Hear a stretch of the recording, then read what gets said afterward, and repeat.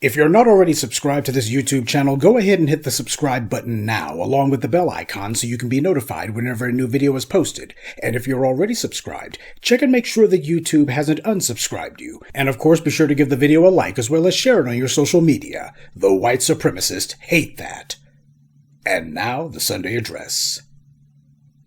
One of the things you've heard me say for nearly 20 years is that it matters who you get your news and views from. It matters who you choose to listen to and who you choose to watch. For many years, many decades now at this point, the black media has been telling you that these people you see online who mindlessly praise the Democrats without ever making any demands for us, that these people are all paid shills. Perhaps what we need to do is to define terms. Why do we call them shills? Well, do you know what a shill is? Cambridge.org defines shill as someone who helps another person to persuade people to buy something, especially by pretending to be a satisfied customer. But I think the Urban Dictionary has a better definition. A shill is defined as a person engaged in covert advertising. The shill attempts to spread buzz by personally endorsing the product in public forums with the pretense of sincerity, when in fact he is being paid for his services. That's definitely a shill, all right. Now, based on those definitions, what would you call an online podcaster or content creator who tells you to support a particular political party, but who doesn't tell you that they're getting paid to do it? Instead, they act like they're pushing this rhetoric from a place of sincere conviction. You call that person a shill. That's why you hear us using that phrase all the time. These people online with these sock puppet accounts who attack us, people who you see on TV attacking us, but they never bring us on to tell the truth, these are shills. They're doing it because they're getting paid. They certainly wouldn't be doing it if they weren't. And yes, we use the word shill a lot because there's a lot of them. White power has amassed trillions of dollars in unearned wealth and has used it to create and prop up entire constellations of sock puppets, sycophants, and shills to push their propaganda. Those of us on the front lines know this because we're their constant targets.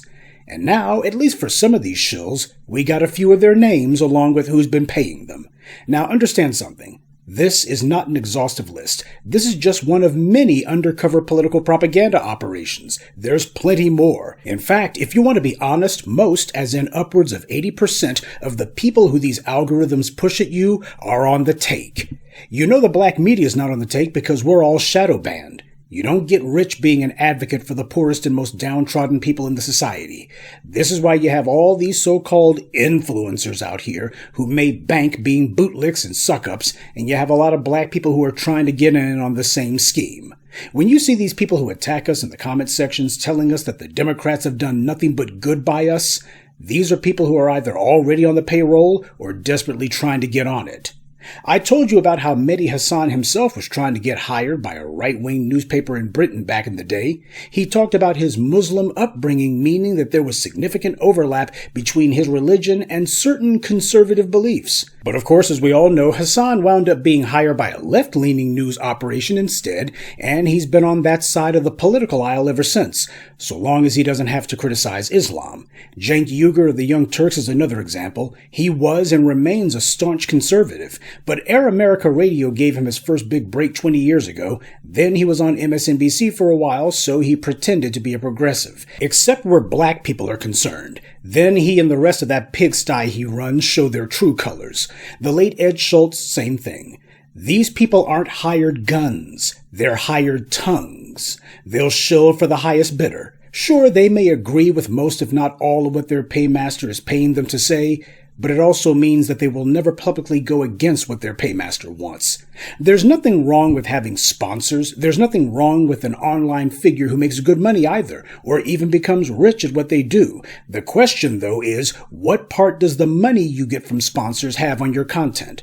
Now, if you say that it has no impact whatsoever, that's probably a lie. Donor dollars can either encourage you to do certain content or discourage you.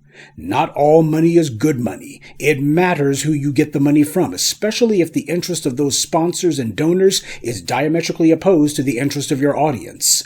And that brings us to the 1630 Fund and its DNC sock puppet scheme called Chorus. It's been revealed that this dark money group has been paying certain online influencers like David Pakman, who never saw an endorsement that he wouldn't take, up to $8,000 a month if they say what Chorus wants them to say. And what does Chorus want? They see all of these dissatisfied young voters who could be swayed to vote for the Democrats, except all these young folks are now online. They're not watching the DNC's TV and newspaper propaganda, and they want to influence these young people to vote the way they want them to, and they want it to get done anonymously. That's the first thing the Chorus contract states. The influencers who they recruit are not allowed to disclose their relationship with Chorus or the 1630 Fund, or functionally that they're being paid at all, and they're not allowed to reveal the identities of any of the funders. This is the definition of dark money, the very thing that has poisoned and destroyed what little chance there might have been for the public to influence public policy. They want any of these phony political commentators who they have in their program to funnel all of their bookings with lawmakers through Chorus. And if these content creators manage to get an independent meeting with this or that politician, they still have to make sure that Chorus is in the loop regardless. And they're also contractually bound not to make any content that supports or opposes any political candidate or campaign without Chorus's express written authorization in advance. Now, that last part's kind of strange, isn't it? You're already not allowed to tell anybody that you're part of Chorus. As Wire reported, a number of influencers had told them that the contract stipulated they would be kicked out of the program and cut off financially if they so much as acknowledged that they were part of Chorus. And yet, even with total anonymity, Brian Cohen and his pals still want to dictate to these content creators which candidates they're allowed to endorse or oppose, even though these influencers are prohibited from mentioning Chorus or the 1630 Fund to begin with.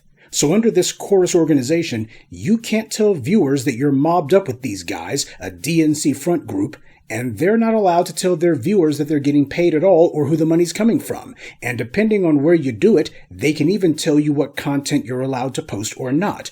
So you have to give them control over what you do. That's not strings, family. That's a straitjacket.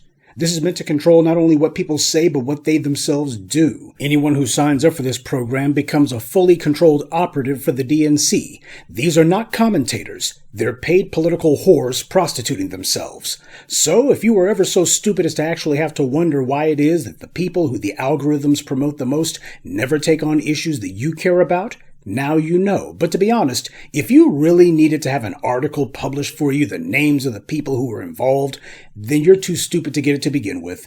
These people were so blatant with their contempt for what you think that only an idiot couldn't tell they were on the take. Now that this is blown up into a scandal, the sellouts who got mentioned are trying to do damage control, and it's obvious these statements are being handed to them from Chorus or 1630 themselves, because they're all literally using the same talking points to try to excuse all this away, and that's going about as well as their advocacy for the DNC went.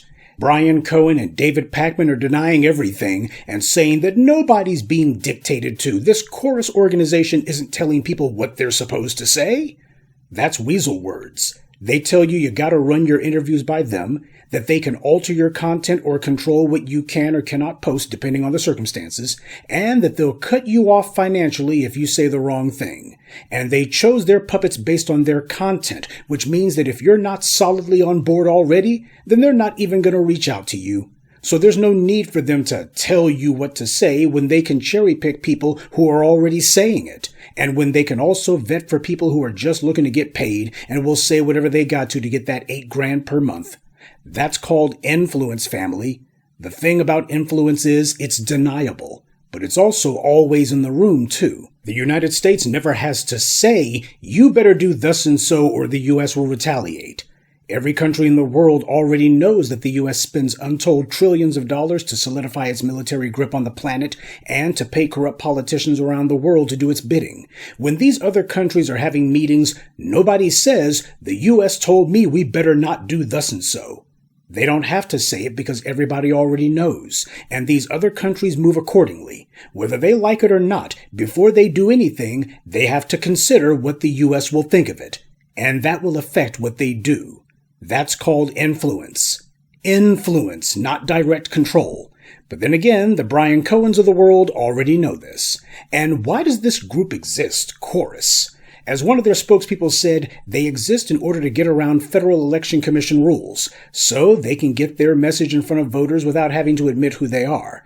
This is from Graham Wilson, a lawyer working with Chorus. Quote, It gives us the ability to raise money from donors. It also, with this structure, it avoids a lot of the public disclosure or public disclaimers, paid for by blah, blah, blah, blah, that you see on political ads. We don't need to deal with any of that. Your names aren't showing up on, reports filed with the FEC.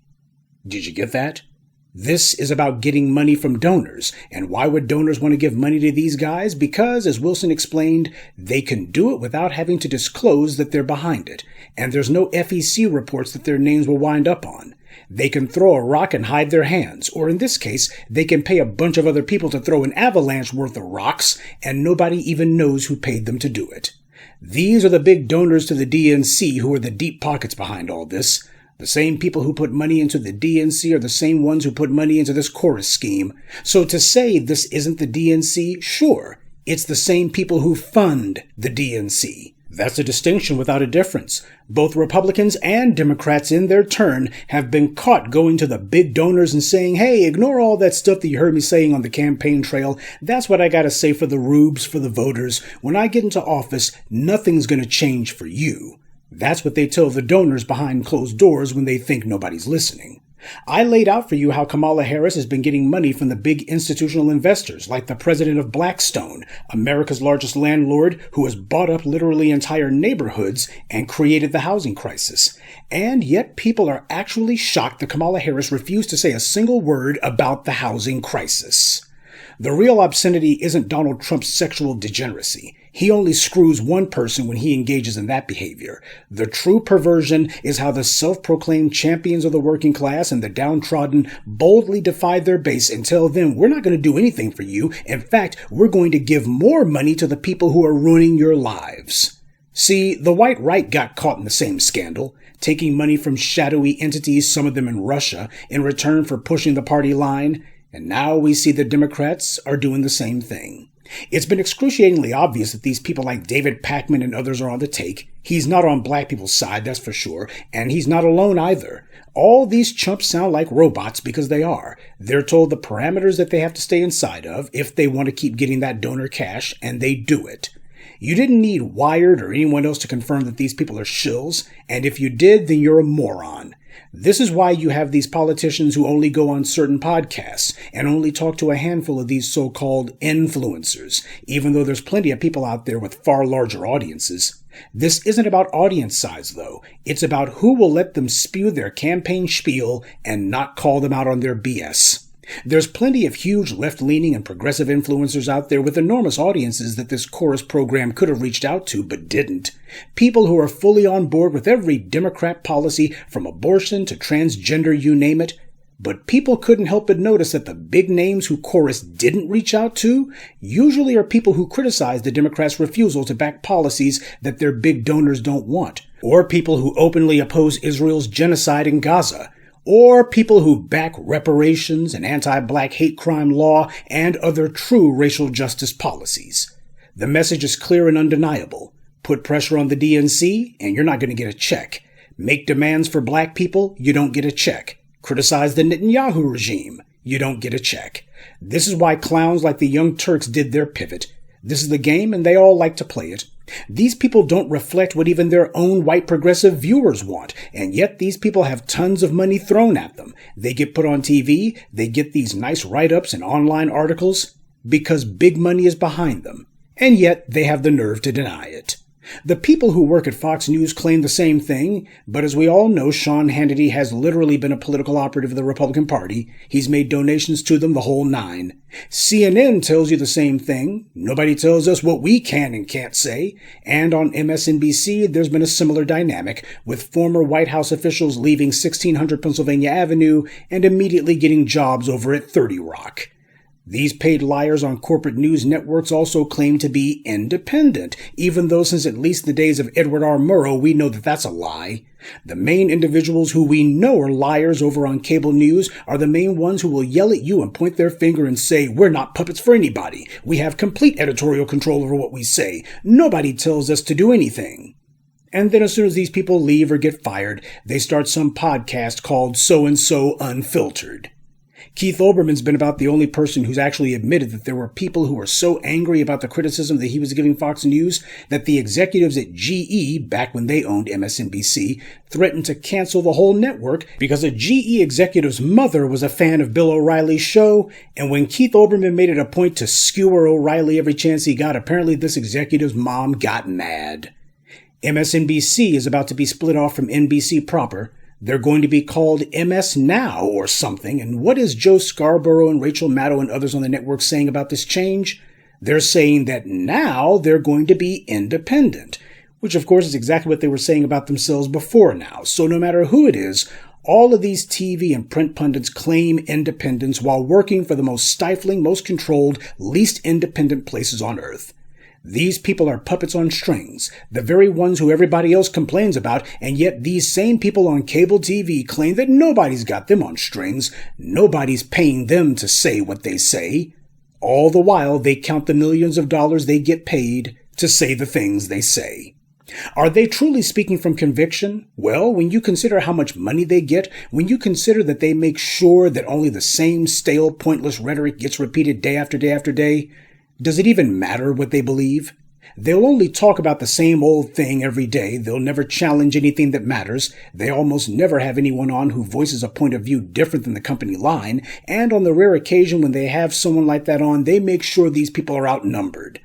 That's how they do what Noam Chomsky called the bounding of debate, to make sure the conversation never goes outside of certain predetermined limits. Family, understand that white power believes in putting money behind the things it wants. This is why I made the now classic video, Why Roger Ailes Isn't Going Away, which you can watch on this very YouTube channel. The mega millionaires and billionaires of this world, they don't just sit back on the beach. They use their huge fortunes in order to try to reshape the world the way that they want it to be.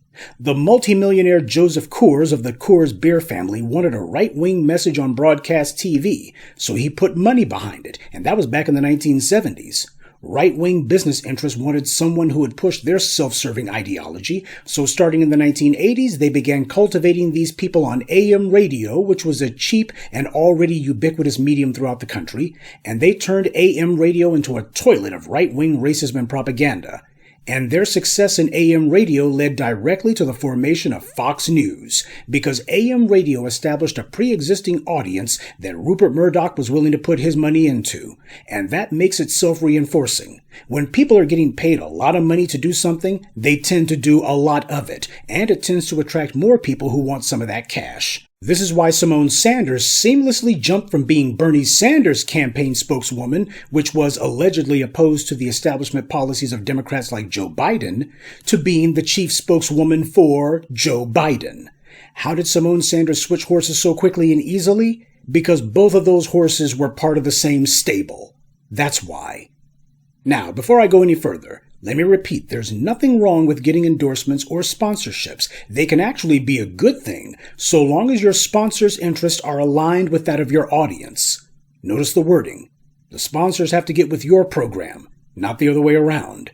Anonymous donors can be okay, so long as they're not doing anything to influence the content in any way. If you have to bite your tongue, or you have to avoid certain topics because so-and-so sponsor might not like it, then there's a problem there. That means you understand that this sponsor has influence over what you choose to talk about, who you criticize, and how much. And this gets worse the more money we talk about. The big money sponsors, the kind who could make you rich, they aren't about to sponsor anyone who says that there's something wrong with a handful of people controlling so much money.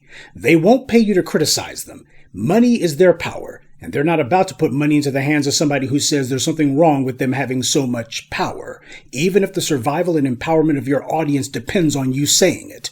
The problem is that when it comes to heavy, important issues like the kind we discuss, the rich donors who are looking to sponsor people are individuals who want to influence public opinion in order to maintain the status quo, a status quo that your audience wants to see overthrown. What we do threatens the status quo and the people who benefit from it. The civil rights generation were not looking to destroy white supremacy. They were just looking for a comfortable place under it. Well, those of us who came after that failed generation were built differently.